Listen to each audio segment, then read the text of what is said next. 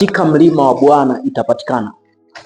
Maana yake kuna vitu ambavyo haviko kwako, umevitafuta kwa akili, umevitafuta kwa ufahamu wako, umevitafuta kwa nguvu, na umetumia jitihada nyingi sana, na umeenda kwenye mazingira mengi sana. Katika mlima wa Bwana itapatikana. Ukisoma kitabu cha Luka sura ya 2 na kuanzia mstari wa 41, Biblia inasema, basi wazee wake huenda Yerusalemu kila mwaka wakati ya sikukuu ya Pasaka, na alipopata umri wa miaka 12 walipanda kama ilivyo desturi ya sikukuu, na walipokwisha kuzitimiza siku, wakati wa kurudi kwao, yule mtoto Yesu alibaki nyuma huko Yerusalemu, na wazee wake walikuwa hawana habari. Nao wakadhani ya kuwa yumo katika msafara, wakaenda mwendo wa kutwa, wakawa wakimtafuta katika jamaa zao na wenzao.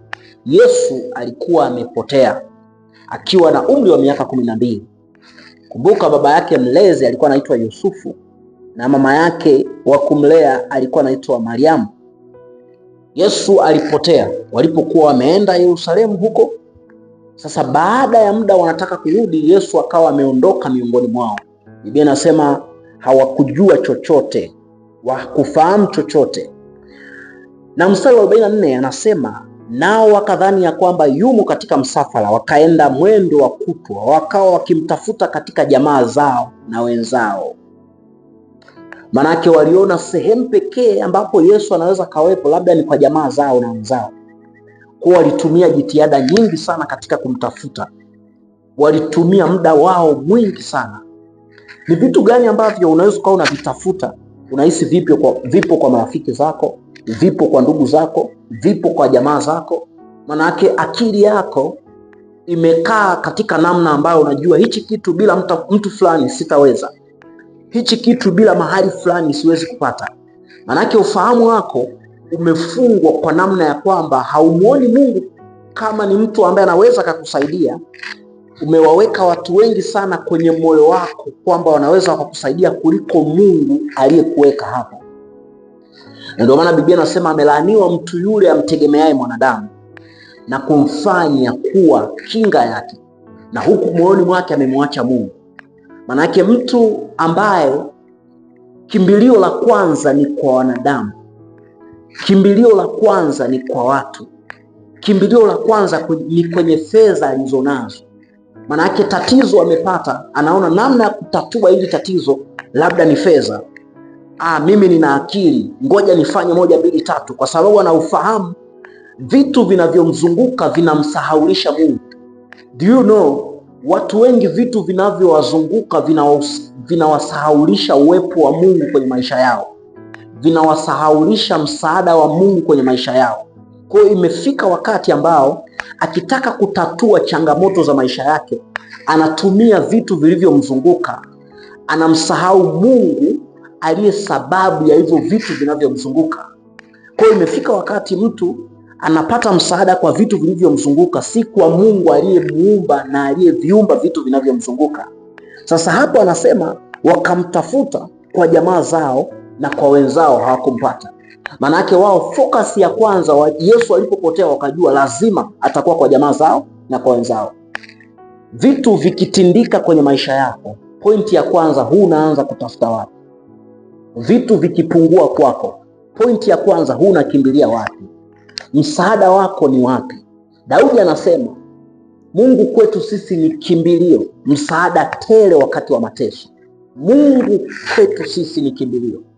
Manake alitambua ya kwamba kimbilio la kwanza la maisha yake ni Mungu.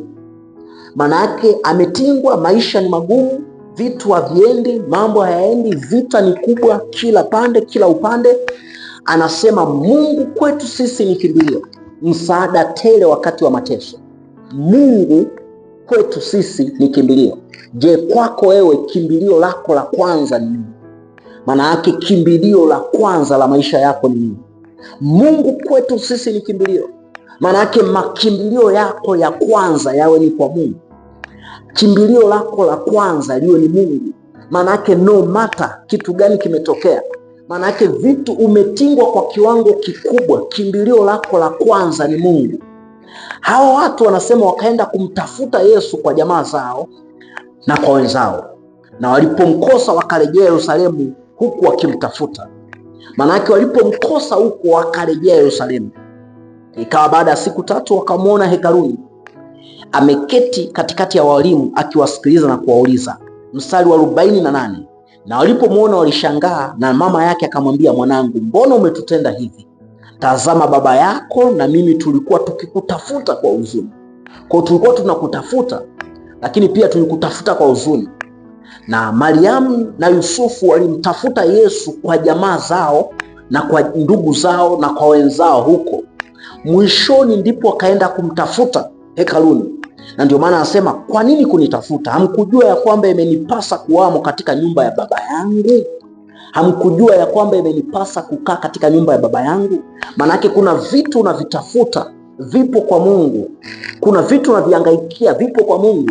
Ndio maana anasema hamkujua ya kwamba imenipasa kushinda katika nyumba ya baba yangu.